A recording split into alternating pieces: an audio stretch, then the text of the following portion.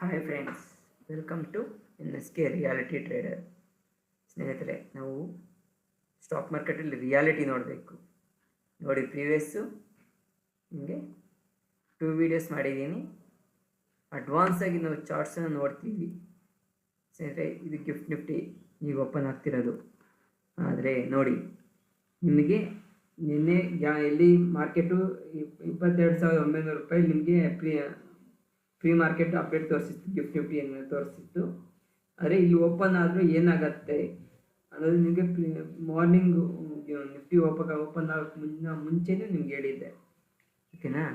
So ಆದರೆ Nifty open ಆಗಿದ್ದು ನನಗೆ 22,700 ಸಮಥಿಂಗಲ್ಲಿ ಓಪನ್ ಆಯಿತು. ಓಪನ್ ಆದಮೇಲೆ ನಾನೇನು ಹೇಳಿದೆ, ಇಲ್ಲಿಂದ ಡೌನ್ ಸೈಡ್ ಆದರೆ ಹೋಗಲ್ಲ, ಇಲ್ಲಿಂದ ಅಪ್ಸೈಡ್ ಇದೆ. ಅವ್ರ ಇಂಟೆನ್ಷನ್ ಆದರೆ ಇಲ್ಲಿ 22,450 ನನ್ನ 500 ರೂಪಾಯಿ ಮಿನಿಮಮ್ ಇಂಟೆನ್ಷನ್. ಅವರು ಇಲ್ಲಿವರೆಗೂ ಮಿನಿಮಮ್ ತರಬೇಕು. ಅವರು ಮ್ಯಾಕ್ಸಿಮಮ್ ತರಬೇಕು ನೋಡೋ ಲೆವೆಲ್ ಆದರೆ 21,800 ರೂಪಾಯಿ ಈ ಸಮಥಿಂಗ್ ಇರುತ್ತೆ.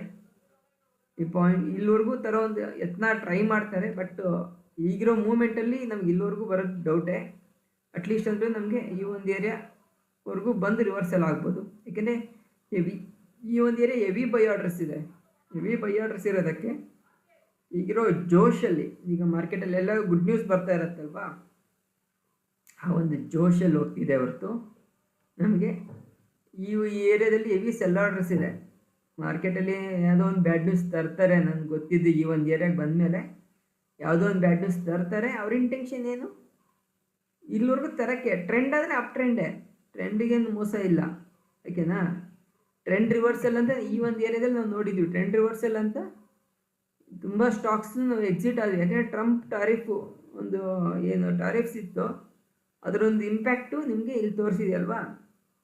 ಆದರೆ ಇವಾಗ ಟ್ಯಾರಿಫ್ ಅಂದರೆ ಕ್ಲಿಯರ್ ಆಗಿದೆ. ಆದರೆ ಕ್ಲಿಯರ್ ಆಗಿದೆ ಅಂತ ಹಿಂಗೆ ಮೇಲೆ ಹೋಗಲ್ಲ ಸ್ನೇಹಿತರೆ. ಈಗ ಆಲ್ರೆಡಿ ನಿಮಗೆ ಗ್ಯಾಪ್ ಅಪ್ ಓಪನ್ ಆಗಿತ್ತು, ಇಲ್ಲಿ ಹೆವಿ ಬೈ ಆರ್ಡರ್ ಸಿಗ್ದಿರಾ ಸೆಲ್ಲಿಂಗ್ ಆಯಿತು, ಮತ್ತೆ ಗ್ಯಾಪ್ ಅಪ್ ಓಪನ್ ಆಯಿತು. ಯಾಕೆಂದರೆ ಹೆವಿ ಶಾರ್ಟ್ ಮಾಡಿದ್ರಲ್ಲ, ರಿಕವರಿ ಮಾಡ್ತಿದ್ದಾರೆ ಅಷ್ಟೇ. ರಿಕವರಿ ಆದಮೇಲೆ ನಿಮ್ಗೆ ಈ ಪೊಸಿಷನ್, ಅಟ್ಲೀಸ್ಟ್ ಈ ಪೊಸಿಷನಲ್ಲಿ ಈ ಪೊಸಿಷನ್ ಆಗಲಿ ತರೋ ಯತ್ನ ಆದರೆ ಈಗ ನಡೆಯುತ್ತೆ. ಇಲ್ಲಿರೋ ಸೆಲ್ ಆರ್ಡರ್ಸನ್ನು ಬೇಸ್ ಮಾಡಿಕೊಂಡು ನಾನು ಅಡ್ವಾನ್ಸಾಗಿ ಕ್ಯಾಲ್ಕುಲೇಷನ್ ಮಾಡ್ತೀವಿ. ನಿನ್ನೆ ನಿಮಗೆ ರನ್ನಿಂಗ್ ಮಾರ್ಕೆಟಲ್ಲಿ ಹೇಳಿದೆ, ನೋಡಿದ್ರಲ್ಲ ನೀವು. ಇಲ್ಲಿದೆ ಇರೋದು ಈ ಒಂದು ಏರಿಯಾಗೆ ಬಂದಮೇಲೆ ಸೆಲ್ಲಿಂಗ್ ಅನ್ನೋದು ಸ್ಟಾರ್ಟ್ ಆಗುತ್ತೆ. ಈ ಒಂದು ಏರಿಯಾದ ಮೇಲೆ ಹುಷಾರು ಅಂತ ನಾನು ಪ್ರೀವಿಯಸ್ ಎಲ್ಲಿ ಹೇಳಿದ್ದೆ. ಇಲ್ಲಿ ನೋಡಿ, ಯೂಟ್ಯೂಬಲ್ಲಿ ನಿಮಗೆ ಒಂದು ರನ್ನಿಂಗಲ್ಲಿ ಇದ್ದರೆ, ಇನ್ನೊಂದು ನಿಮಗೆ ಪ್ರೀ ಮಾರ್ಕೆಟಲ್ಲಿ ಹೇಳಿದ್ದೆ, ಓಕೆನಾ. ಇವೆರಡು ವಿಡಿಯೋನ ನೀವು ಅಬ್ಸರ್ವ್ ಮಾಡಿ. ಅಬ್ಸರ್ವ್ ಮಾಡಿದ ಮೇಲೆ ನಾನು ಇವಾಗ ಏನು ಹೇಳ್ತೀನಿ ನೋಡಿ, ಓಕೆನಾ. ಸೊ ಇದು ನಿಮಗೆ ಆಲ್ರೆಡಿ ಆಯಿತು. ಗಿಫ್ಟ್ ನಿಫ್ಟಿ ನೋಡಿ, ಈಗ ನಮಗೆ 23,120 ಇದೆ. 120 ಅಂದರೆ ನಾವು ಚಾರ್ಟಲ್ಲಿ ಹೋಗಿ ನೋಡೋದಾದರೆ ನಮಗೆ ಈ ಒಂದು ಏರಿಯಾ 21,120 ಹೆವಿ ಸೆಲ್ ಆರ್ಡರ್ಸ್ ಇದೆ ಏರಿಯಾ ತೋರಿಸ್ತಿದೆ. ಇಲ್ಲಿಂದ ನಮಗೆ ಫಾಲ್ ಅನ್ನೋದು ಆಗುತ್ತೆ. ಇಲ್ಲಿಂದ ನಂಗೆ ಅಪ್ಸೈಡ್ ಹೋಗಲ್ಲ ಸ್ನೇಹಿತರೆ, ಇಲ್ಲಿಂದ ಫಾಲ್ ಆಗುತ್ತೆ, ಓಕೆನಾ.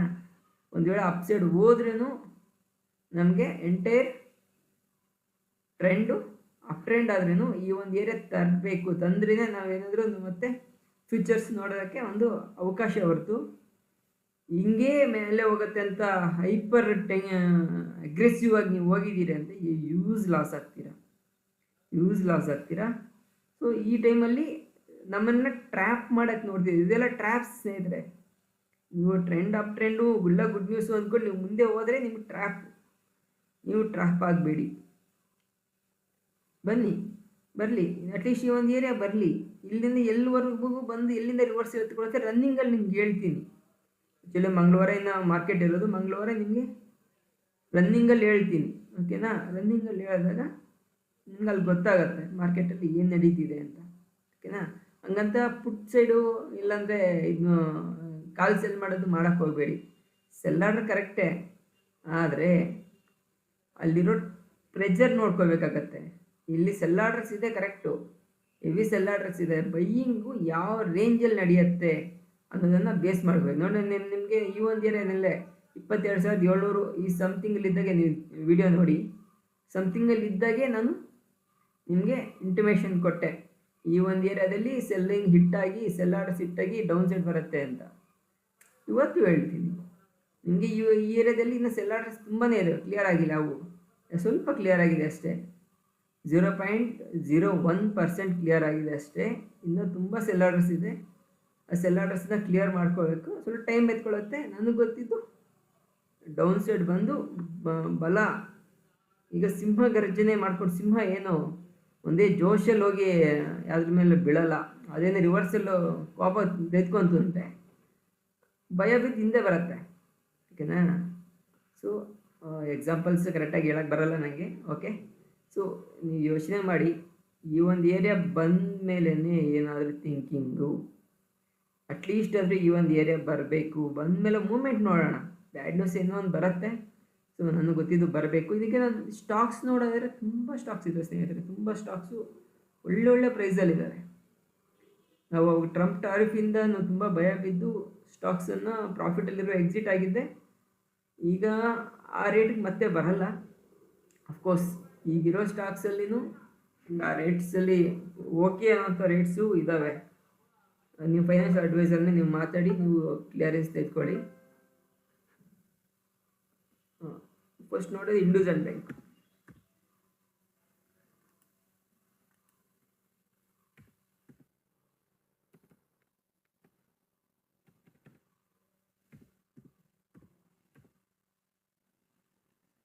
ಇಂಡಸ್ಇಂಡ್ ಬ್ಯಾಂಕ್ ನೋಡಿ, ಇಂಡಸ್ಇಂಡ್ ಬ್ಯಾಂಕಲ್ಲಿ ಆಗಬೇಕಾದ್ರೆ ನಷ್ಟ ಎಲ್ಲ ಆಗೋಗಿದೆ.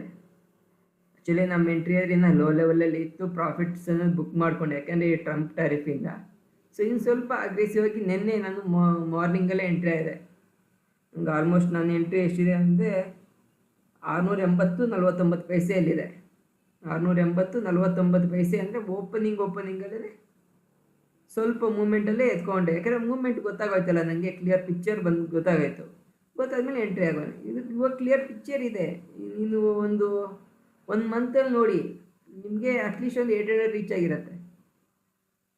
800 ಅಟ್ಲೀಸ್ಟ್ ಅದು ರೀಚ್ ಆಗಿರುತ್ತೆ. ಓಕೆನಾ? ಯಾಕಂದರೆ ಈ ಒಂದು ಏರಿಯಾ ಸೆಲ್ ಆರ್ಡರ್ಸ್ ಇದೆ. ಇವೆಲ್ಲ ಸೆಲ್ ಆರ್ಡರ್ಸ್ನೇ ಇದ್ದರೆ ಸೆಲ್ ಆರ್ಡರ್ಸ್ನ ಕ್ಲಿಯರ್ ಮಾಡಬೇಕಲ್ವಾ, ಸ್ವಲ್ಪ ಟೈಮ್ ಎತ್ಕೊಳ್ಳುತ್ತೆ. ಸೆಲ್ ಆರ್ಡರ್ಸ್ ಕ್ಲಿಯರ್ ಮಾಡೋಕ್ಕೆ ಸ್ವಲ್ಪ ಟೈಮ್ ಎತ್ಕೊಳ್ಳುತ್ತೆ. ನಮ್ಮ ಏರಿಯಾ ಅದು. ಆದರೆ ನಾರ್ಮಲ್ ಇನ್ವೆಸ್ಟರ್ಸು ಈ ಒಂದು ಹೈಪ್ ನೋಡಿ ಇಲ್ಲಿ ಎಂಟ್ರಿ ಆಗಿರಲ್ಲ, ಅವರು ಈ ಒಂದು ಏರಿಯಾದಲ್ಲಿ ಎಂಟ್ರಿ ಆಗಿರ್ತಾರೆ. ಜೋಶ್ ನೋಡಿ, ಜೋಶ್ ಮೇಲೆ ಎಂಟ್ರಿ ಆಗಿರ್ತಾರೆ. ಸೊ ಇಲ್ಲಿ ಟ್ರ್ಯಾಪ್ ಆಗೋದು. 1000 ಪಾಯಿಂಟ್ಸ್ ಅಂದರೆ ತಮಾಷೆನಾ? ಒಂದು ಬ್ಯಾಂಕಲ್ಲಿ 1000 ಪಾಯಿಂಟ್ಸ್ ಲಾಸ್ ಆಗಿದ್ದಾನೆ ಅಂದರೆ ಅವನು ಇವಾಗ ತಡ್ಕೊಂಡು, ಇವಾಗ ಸ್ಟಾಕ್ಸ್ ಅವನ ಹತ್ರ ಇತ್ತು ಅಂದರೆ, ಯಾರ ಹತ್ರ ಇತ್ತು ಅಂದರೆ ಅವ್ರು ತುಂಬ ಸ್ಟ್ರೆಂತ್ ಇರೋವಂಥವ್ರು, ಬಲ ಇರೋವಂಥವ್ರು, ಭಯ ಪಡೆದಿರೋವಂಥವ್ರು ಒಂದು ಲೆಕ್ಕ. ತುಂಬ ಧೈರ್ಯಶಾಲಿ ಇನ್ವೆಸ್ಟರ್ ಅಂತ. ಅಟ್ಲೀಸ್ಟ್ ಅಂದರೆ ಒಂದು 1.5 year 2 yearsಗೆ ಅವ್ರ ರೇಂಜ್ ಆದರೆ ಗ್ಯಾರಂಟಿ ಬರುತ್ತೆ. ಬರೋ ಒಂದು ಚಾಯ್ಸ್ ಅಂದರೆ ತುಂಬಾ ಇರುತ್ತೆ. ಆದರೆ ನೀವು ಫೈನಾನ್ಷಿಯಲ್ ಅಡ್ವೈಸರ್ನ ಮೀಟಾಗಿ ಇನ್ವೆಸ್ಟ್ಮೆಂಟ್ಸ್ ಅಂದರೆ ಅವರ ಒಂದು ಗೈಡೆನ್ಸಲ್ಲಿ ಮಾಡಬೇಕು ಹೊರತು ನನ್ನ ಗೈಡೆನ್ಸಲ್ಲ. ನಾನು ಜಸ್ಟ್ ನನ್ನ ಒಪಿನಿಯನ್ ಹೇಳ್ತೀನಿ. ಓಕೆನಾ? ಸೊ ಈಗ ನೆಕ್ಸ್ಟ್ ನೋಡೋದಾದರೆ ನಾವು ಬಿರ್ಲಾ ಸಾಫ್ಟ್ ನೋಡೋಣ.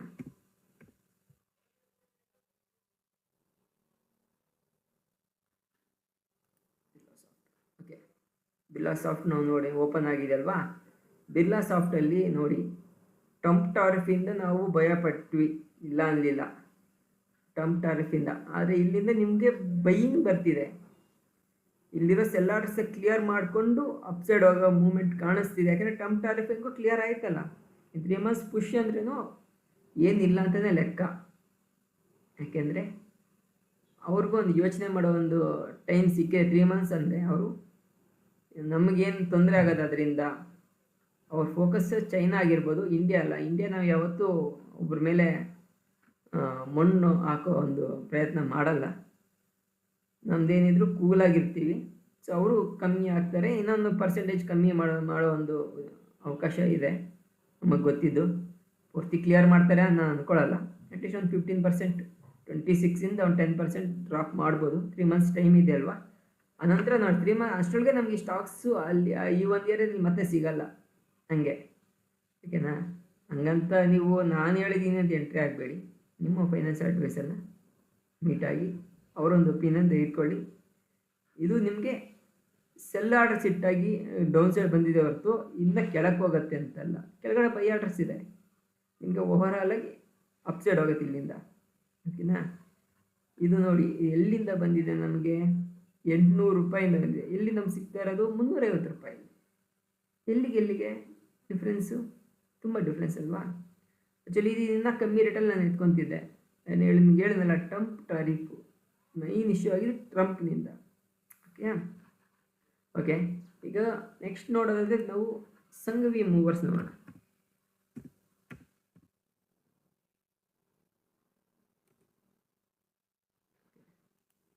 ಸಂಘವಿ ಮೂವರ್ಸ್ ನೋಡಿ, ಸಂಘವಿ ಮೂವರ್ಸು ಇಲ್ಲಿಂದ 720ಇಂದ ಬಿತ್ತು. ಬಟ್ ನಾವು ಎಂಟ್ರಿ ಆಗ್ತಿರೋ ಲೆವೆಲ್ ಏನು? 257 ರೂಪಾಯಿ. ಆ್ಯಕ್ಚುಲಿ ಇಲ್ಲಿ ನಿಮಗೆ ನೋಡಿ, ನಾಳೆ ನನಗೆ ಗೊತ್ತಿದ್ದು, ಯಾಕಂದರೆ ಇದು ತುಂಬ ಹೈಪರ್ ಇರೋ ಸ್ಟಾಕು. ಇದನ್ನು ಹೆಂಗೆ ಕ್ಯಾಲ್ಕುಲೇಷನ್ ಮಾಡೋಕ್ಕೆ ಸ್ವಲ್ಪ ಕಷ್ಟ ಆಗತ್ತೆ ಈ ಸ್ಟಾಕು. ಓಕೆನಾ? ಟ್ರೆಂಡ್ ಅದೇ ಅಪ್ಪು, ಸ್ಟಾಕಲ್ಲಿ ಪ್ರಾಬ್ಲಮ್ ಆದರೆ ಇಲ್ಲ, ಟ್ರೆಂಡ್ ಅದೇ ಅಪ್ಪು. ನಮ್ಗೆ ತುಂಬ ಚೀಪ್ ರೇಟಲ್ಲಿ ಇಲ್ಲಿ 22,000 23,000 ಎತ್ಕೊಂಡಿದ್ದೆ, ಪ್ರಾಫಿಟ್ ಆದರೂ ಬುಕ್ ಮಾಡ್ಕೊಂಡೆ. ಯಾಕೆಂದರೆ ಟ್ರಂಪ್ ಟಾರಿಫಿಂದ ಏನಾಗುತ್ತೋ ಗೊತ್ತಿಲ್ಲ ಅಂತ. ಈಗ ಮತ್ತೆ ನಿನ್ನೆ ಎಂಟ್ರಿ ಆದೆ. ನಿನ್ನೆ ಇಲ್ಲಿ ಬಿಗಿನಿಂಗ್ ಸ್ಟೇಜಲ್ಲಿ ನನ್ನ ಎಂಟ್ರಿ ಯಾವ ಪ್ರೈಸಲ್ಲಿ ಇದೆ ಅಂದರೆ, ಸಂಘವಿ ಮೂವರ್ಸು 241.48 ಪೈಸೆ ಸ್ನೇಹಿತರೆ. 241.48 ಪೈಸಾ.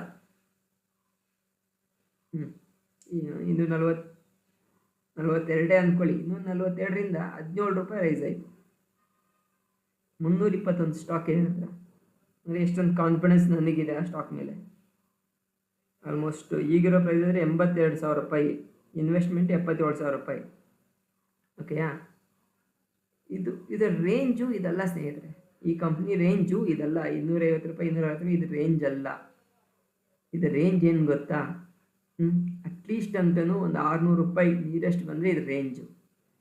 ಇದಕ್ಕಿರೋ ಹೈಪು, ಇದಕ್ಕಿರೋ ಒಂದು ಸ್ಟ್ರೆಂತ್ ನೋಡಿದ್ರೆ ಮಿನಿಮಮ್ ಇಲ್ಲಿಗೆ ಬರಬೇಕು. ನಾವು ಎಂಟ್ರಿ ಆಗಿರೋ ತುಂಬ ಚೀಪ್ ರೇಟಲ್ಲಿ. ಇನ್ನೂ ಅವಕಾಶ ಇದೆ. ನೀವು ಫೈನಾನ್ಸ್ ಅಡ್ವೈಸರ್ನ ಮೀಟಾಗಿ ನೀವು ಡಿಸಿಷನ್ ಎತ್ಕೊಳ್ಳಿ ಸ್ನೇಹಿತರೆ. ನಮ್ಮ ಚಾನಲ್ಲು ತುಂಬ ಅಡ್ವಾನ್ಸ್ ಆಗಿರುತ್ತೆ. ಇನ್ವೆಸ್ಟ್ಮೆಂಟ್ ಮಾಡೋವ್ರಿಗೂ ಹಾಗೆ ಟ್ರೇಡಿಂಗ್ ಮಾಡೋವ್ರಿಗೂ ಎರಡಕ್ಕೂ ಉಪಯೋಗ ಆಗುತ್ತೆ. ನೀವು ಇನ್ವೆಸ್ಟರ್ ಆದ್ರೂ ನಿಮ್ಗೆ ಒಳ್ಳೆ ಸ್ಟಾಕ್ಸು ಚೀಪ್ ರೇಟಲ್ಲಿ ಸಿಗೋವಂಥವು. ನನ್ನೊಂದು ಒಪಿನಿಯನ್ ಹೇಳ್ತೀನಿ, ಎಲ್ಲಿ ಚೀಪ್ ರೇಟಲ್ಲಿದೆ, ಸೊ ಇಂಥದನ್ನು ನಾವು ಬೈ ಮಾಡ್ಬೋದಾ ಬೇಡವಾ, ನನ್ನ ಒಪಿನಿಯನ್ ಅಷ್ಟೇ. ಹಂಗಂತ ನೀವು ಬೈ ಮಾಡಿ ಅಂತ ನಾನು ಫೋರ್ಸ್ ಮಾಡ್ತಿರೋದಲ್ಲ, ನಿಮ್ಗೆ ರೆಕಮೆಂಡೇಷನ್ನು ಅಲ್ಲ ಅದು. ನೀವು ಫೈನಾನ್ಸ್ ಅಡ್ವೈಸರ್ನ ಮೀಟಾಗಿ ಅವ್ರೊಂದು ಒಪಿನಿಯನ್ ತೆಗೆದುಕೊಳ್ಳಿ. ಈಗ ನೋಡಿ, ನಿಫ್ಟಿ ನಾನು 2 ವಿಡಿಯೋ ಮಾಡಿದ್ದೀನಲ್ಲ, ಇದು ನೀವು ಅಬ್ಸರ್ವ್ ಮಾಡಿ. ನೀವು ಅಡ್ವಾನ್ಸಾಗಿ ನೀವು ಯಾವ ಥರ ಯೋಚನೆ ಮಾಡ್ತೀರಾ ಅಂತ.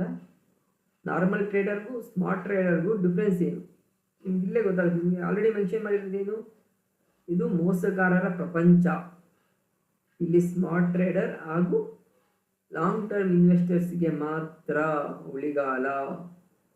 ಏನು ಹೇಳಿದೇನು, ನಾರ್ಮಲ್ ಇನ್ವೆಸ್ಟರ್ಸ್ಗೆ ಏನೂ ಗೊತ್ತಿಲ್ಲದ್ರೆ ಎಂಟ್ರಿ ಆಗಿದ್ದೀವಿ ಅಂದರೆ ಅಲ್ಲಿ ನಿಮಗೆ ಹೊಡೆತ ಗ್ಯಾರಂಟಿ ಇರುತ್ತೆ. ನೀವು ಐದಾರು ಸ್ಮಾರ್ಟ್ ಇನ್ವೆಸ್ಟರ್ ಆಗಬೇಕು, ಇಲ್ಲ ಹೈ ನೆಟ್ ವರ್ತ್ ಇನ್ವೆಸ್ಟರ್. ನೀವು ಕಂಟ್ರೋಲ್ ಮಾಡೋ ಕೆಪಾಸಿಟಿ ಏನಾಗಿರಬೇಕು. ಆದರೆ ನಾವು ನಾರ್ಮಲ್ ಇನ್ವೆಸ್ಟರಿಂದ ಸ್ಮಾರ್ಟ್ ಇನ್ವೆಸ್ಟರ್ ಕನ್ವರ್ಟ್ ಆಗ್ಬೋದೇ ಹೊರತು ಹೈ ನೆಟ್ ವರ್ತ್ ಇನ್ವೆಸ್ಟರ್ಸ್ಗೆ ನಾವು ಕನ್ವರ್ಟ್ ಮಾಡೋಕ್ಕಾಗಲ್ವಲ್ವಾ. ಸೊ ನಾವು ಸ್ಮಾರ್ಟ್ ಇನ್ವೆಸ್ಟರ್ ಆಗಿ ಇರೋಣ. ನಮ್ಮ ಚಾನಲ್ ಸಬ್ಸ್ಕ್ರೈಬ್ ಮಾಡಿ, ಹಾಗೆ 4 ಜನಕ್ಕೆ ಶೇರ್ ಮಾಡಿ. ಶೇರ್ ಮಾರ್ಕೆಟಲ್ಲಿ ಯಾರು ಇರ್ತಾರೆ, ಯಾರು ಶೇರ್ ಮಾರ್ಕೆಟ್ ಅಂದ್ರೇ ಬೇಡ ಅಂತಾರೆ, ಅಂಥವ್ರಿಗೆ ನೀವು ಶೇರ್ ಮಾಡಿ. ನೋಡಿ, ನಮ್ಮದ್ರಲ್ಲಿ ಇಂಟ್ರಾ ಟ್ರೇಡ್ ಅನ್ನೋದು ನಿಫ್ಟಿಯಲ್ಲಿ ಜಸ್ಟ್ ಒಂದು ನಾನು ಒಪಿನಿಯನ್ ಹೇಳ್ಬೋದೇ ಹೊರತು ಇಂಟ್ರಾ ಟ್ರೇಡ್ ನಾವು ಪ್ರಿಫರೆನ್ಸು ಯಾವತ್ತೂ ಇರೋಲ್ಲ. ಯಾಕೆಂದರೆ ಗ್ಯಾಂಬ್ಲಿಂಗಿನ ಅಧ್ವಾನ ಅದು. ಯಾಕೆಂದರೆ ಯಾವಾಗೂ ಒಂದೊಂದ್ಸತಿ ಕ್ಲಿಕ್ ಆಗುತ್ತೆ. ಬಟ್ ಸ್ವಿಂಗ್ ಅಂದರೆ ನಿಫ್ಟಿಯಲ್ಲಿ ಸ್ವಿಂಗ್ ಆಗಿರ್ಬೋದು, F&O ಅಂದರೆ ಫ್ಯೂಚರ್ಸ್ ಬೈಯಿಂಗು, ಅದರಲ್ಲಿ ಪುಟ್ಟು ಕಾಲು ಮಯ ಮಾಡ್ತೀನಿ ಅಂದರೆ ಅದರಲ್ಲೂ ನಿಮಗೆ ಹೊಡೆತ ಇರುತ್ತೆ. ಯಾಕೆಂದರೆ ನಿಮಗೆ 1000 ಪಾಯಿಂಟ್ಸು ಅಪ್ಸೈಡ್ ಹೋದಾಗ ನಿಮಗೇನು ಪ್ರಾಫಿಟ್ ತೋರಿಸ್ತಾ ಇರುತ್ತೆ. 200 ಪಾಯಿಂಟ್ಸ್ ಫಾಲ್ ಆದರೆ ಮೈನಸಲ್ಲಿ ಬಂದುಬಿಡ್ತೀರಾ. ಸೊ ಅದೊಂದು ಪ್ರಾಬ್ಲಮ್ ಪುಟ್ಟು ಕಾಲಲ್ಲಿರುತ್ತೆ. ಸೆಲ್ಲಿಂಗಲ್ಲಿ ಏನಪ್ಪ ಅಂದರೆ ಯೂಸ್ ಲಾಸ್ ಆಗೋಕ್ಕಿಂತ ಪ್ರೀಮಿಯಮ್ ಕಮ್ಮಿ ಬರುತ್ತೆ ನಿಮಗೆ. ಯೂಸ್ ಲಾಸು ಹೋದರೆ ಹೆವಿ ಲಾಸು ಬಂದರೆ ತುಂಬ ಕಮ್ಮಿ ಪ್ರಾಫಿಟ್ಟು. ಸೊ F&Oದಲ್ಲಿ ಫ್ಯೂಚರ್ಸ್ ಬಿಟ್ಟರೆ ಇನ್ಯಾವುದು ಅಷ್ಟೊಂದು ಒಳ್ಳೆಯದಲ್ಲ. ಅಂದರೆ ಫ್ಯೂಚರ್ಸಲ್ಲಿನೂ ನೀವು ಹೆಂಗಂದರೆ ಹಂಗೆ ಎಂಟ್ರಿ ಆದರೆ ಹೆವಿ ಲಾಸ್ ಆಗ್ತೀರ. ಅದಕ್ಕೆ ಸ್ವಲ್ಪ ಲಾಜಿಕ್ ಇರಬೇಕು, ಕಾನ್ಫಿಡೆನ್ಸ್ ಇರಬೇಕು, ಹಾಗೆ ನೀವು ಫೈನಾನ್ಸ್ ಅಡ್ವೈಸರ್ ಒಂದು ಒಪಿನಿಯನ್ ತೆಗೆದುಕೊಳ್ಳೇಬೇಕು. ಓಕೆನಾ? ಇನ್ನೇ ಅಬ್ಸರ್ವ್ ಮಾಡಿ, ಈಗ ಇವು 2 ವಿಡಿಯೋದಲ್ಲಿ ಒಂದು ರನ್ನಿಂಗ್ ವಿಡಿಯೋ ಇದೆ, ಒಂದು ಪ್ರೀ ಮಾರ್ಕೆಟ್ ವಿಡಿಯೋ ಇದೆ.